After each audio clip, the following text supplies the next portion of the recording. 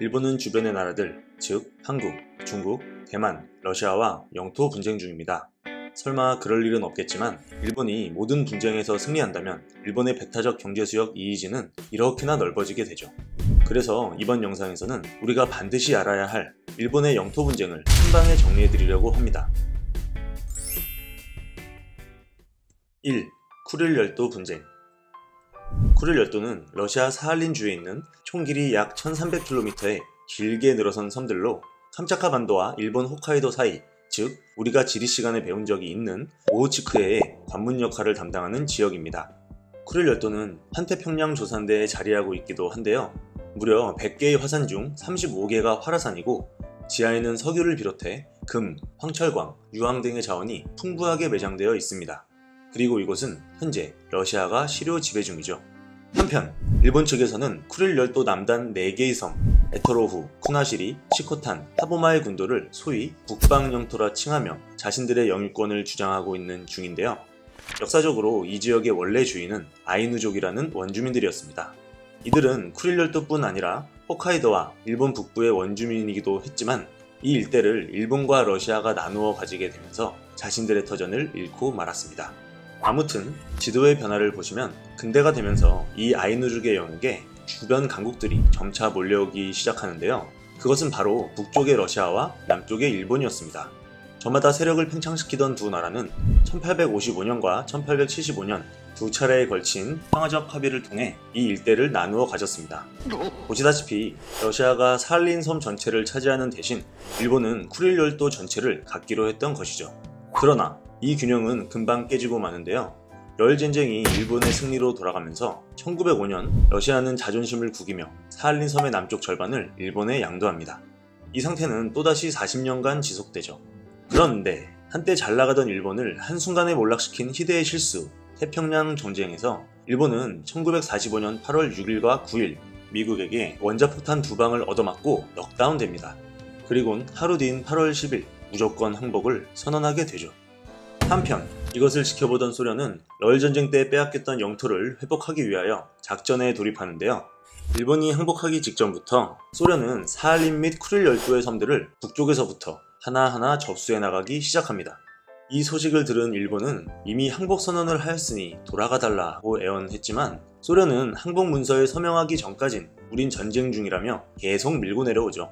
실제로 일본이 항복 문서에 서명을 하기로 약속된 날은 9월 2일이었고 국제법상 항복의 효력이 발생한 건 역시 9월 2일부터였기 때문에 소련은 약 23일의 시간 동안 최대한 영토를 회복하려 노력한 것입니다. 이때 일본은 너무도 다급했던 나머지 소련군 지휘관을 만나 매달려 보기도 하고 배를 대지 못하도록 선착장을 미리 파괴하기도 하는 등 갖가지 방법을 동원해 소련군의 진격을 지연시켜보려 애를 씁니다.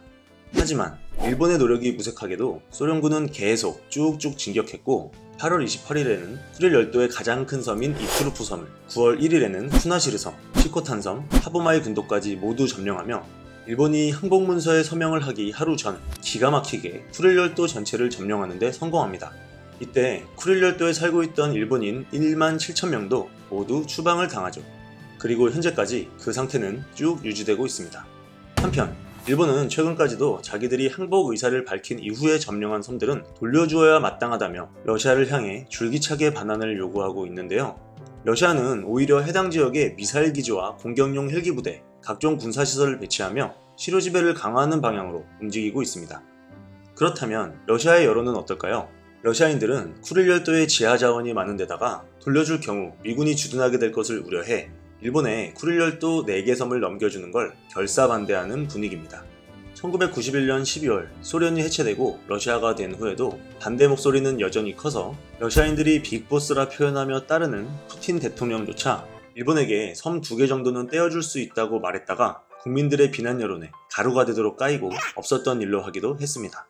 러시아인들은 자존심이 매우 세고 자신들이 일본에게 석연찮은 패배를 당했다고 생각하는 러일 전쟁을 매우 치욕적으로 생각하고 있기 때문이죠. 여담으로 그 와중에 일본 극우파 의원이 2019년 5월 쿠릴 열도를 방문했던 일이 있었는데요. 이분이 하필 그 자리에서 전쟁을 해서라도 쿠릴 열도를 되찾아야 한다는 취지의 발언을 반복적으로 했다가 러시아뿐 아니라 일본 내부에서도 거센 비난을 받아 의원직을 내려놓게 된 해프닝이 있었습니다. 이러나 저러나 일본이 군사대국 러시아를 상대로 자신들의 목적을 이루기는 쉽지 않아 보입니다. 2. 조어도 분쟁. 조어도는 대만 섬과 오키나와 제도 사이 동중국해에 있는 총 8개의 무인도와 암초로 이루어진 지역을 말합니다. 일본어로는 센카쿠 열도, 중국어로는 자오이다오인데요. 시료집에는 일본이 하고 있습니다. 조어도에 관한 역사적 배경을 간단히 살펴보면 조어도는 말 그대로 조어, 낚시를 하는 섬이라 불린 곳으로 명나라 초기 영락제 때 출판된 순풍상송이란 책에 처음 등장하였습니다. 1863년에 작성된 지도에는 이 군도가 푸젠성에 속한 야오이타의 군도로 표시되어 있죠. 이후 1895년 청일전쟁 와중에 일본 제국은 이 일대를 무주지라며 일방적으로 자국 영토로 편입시켜 관리하였는데요. 2차 세계대전 중에는 조어도를 미 해군이 점령해 일본군을 견제하는 데 사용했습니다. 그리고 1972년 미국이 일본으로부터 빼앗았던 오키나와를 일본에 반환해주게 되는데요. 이때 조어도도 함께 일본으로 반환되어 버렸고 그 후부터 일본은 조어도를 시료 지배하고 있습니다. 마오쩌둥, 덩샤오핑, 저우언라이 등 중국의 지도자들도 조어도가 일본으로 반환된다는 사실을 몰랐던 것은 아니었는데요.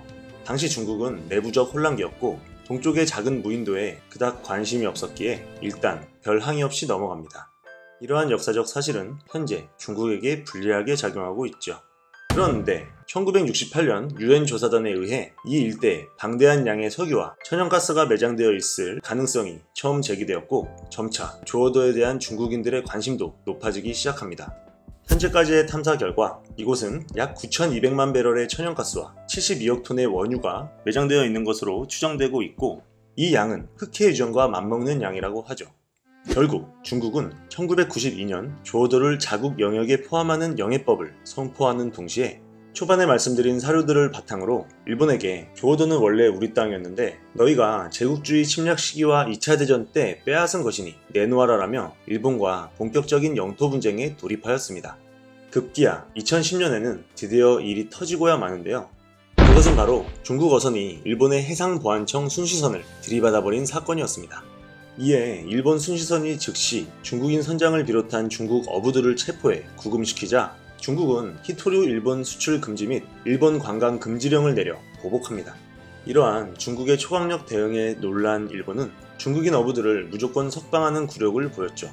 당시 이 사건 때문에 일본의 집권당이었던 민주당과 간 나오토 총리는 지지율이 폭락했고 반대로 자민당은 지지율이 급등했습니다. 이후 기세등등해진 중국은 대만인들과 함께 조어도에 상륙하는가 하면 군함까지 동원하여 무력 시위를 하는 등 조어도 인근에서 일본을 압박하기도 하였죠. 하지만 중국이 여기서 이득을 보았다고는 할 수 없는 것이 일본은 이 사건을 구실삼아 중국의 위협으로부터 자신들이 가진 많은 섬들을 방어해야 한다는 논리로 미국의 어필, 자위대의 활동 범위를 대폭 넓히고 군비를 확장하였습니다. 게다가 일본은 미국으로부터 만약 조어도에 중국이 침입할 경우 미일 상호방위 조약에 의해 미국이 일본을 도와 참전하겠다는 약속까지 받아냅니다. 이로써 중국은 미국이라는 엄청난 부담을 안게 되었고 어찌 보면 중국이 한 방 먹은 상황이 되었습니다. 아무튼 지금도 조어도 인근에서는 일본의 순시선과 중국 대만의 선박들이 옥신각신하며 신경전을 벌이고 있는 상황으로 앞으로 조어도 문제가 어떻게 흘러갈지 귀추가 주목됩니다. 3. 독도 문제. 한국인이라면 알아야 할 일본 논리에 반박할 고급 정보들. 일단 지리적 근거로서 부석도서라고 말할 때 그 섬이 육안으로 관찰되는가의 문제는 매우 중요한 판단 기준입니다. 물론 독도는 흐린 날이 아니라면 울릉도에서 육안으로 관찰이 가능합니다. 반면 일본 땅에서는 관찰이 불가능하죠. 다음은 역사적 근거로서 고대사 부분입니다. 일본 학자들은 고대에는 주로 일본인이 울릉도와 독도 인근에서 고기잡이와 같은 경제활동을 했다고 주장하는데요.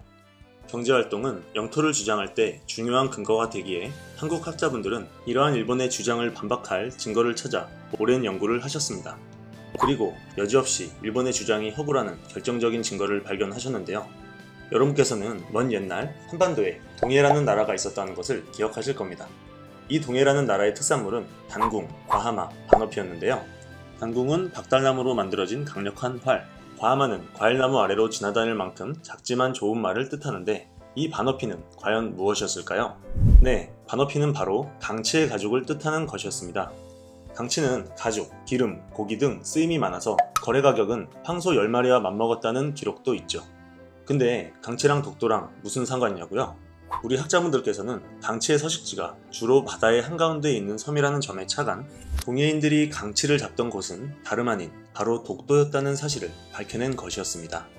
이를 뒷받침하는 중국의 기록들 중 설문해자를 보면 동해안, 즉 한반도에서 반어를 잡아 한나라의 기구 제작소인 고궁부로 보냈다라고 나오죠.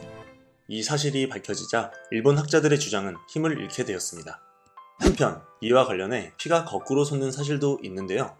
일제강점기 때 독도에 있던 강치들은 일본 다케시마 어려별사의 남획과 시네마현 어부들로 인해 멸종당했다는 사실입니다. 당시 우리나라가 힘이 있었다면 천연기념물로 지정해 지켜주었을 강치가 정말 슬픈 사실입니다. 심지어 일본은 이 강치를 자기네 마스코트로 삼아 홍보까지 하고 있는 실정이죠. 다음은 조선시대입니다. 조선시대에는 일본으로 납치된 안용복님이 오히려 일본의 막부로부터 울릉도와 독도는 조선의 영토다 라는 확인을 받아온 사실이 있습니다. 이후 일본은 일본인들에게 울릉도와 독도에 대한 출입 금지령을 내렸고 울릉도나 독도에 무단 출입할 경우 사형에 처했다고 합니다. 실제로 1836년 일본인이 사형당했는데요. 지금은 아이러니하게도 독도에 다녀왔다 사형당했던 이 사람에게 일본 정부는 기념비를 세워주는 등 영웅으로 대접하고 있습니다. 한편 화면에 보시는 것은 일본 정부 기관에서 직접 제작한 조선국 전도와 대일본 전도인데요. 이 두 지도를 보시면 독도는 분명히 조선의 땅이고 일본 땅이 아님을 한눈에 알 수 있습니다. 참고로 일본이 꽁꽁 숨기던 이 두 지도가 공개된 계기는 일본인으로서 대한민국에 귀화하여 세종대 교수이자 독도종합연구소 소장으로 계신 호사카 유지 교수님께서 2006년에 대한민국에 기증하신 덕분입니다. 지금까지 지피지기의 마인드로 일본의 영토 분쟁에 대하여 정리해 보았습니다. 영상이 유익하셨다면 구독과 좋아요, 알림 설정을 해주시면 저희 채널의 최신 영상을 빠르게 추천받으실 수 있습니다. 긴 영상 시청해주신 여러분께 감사드립니다.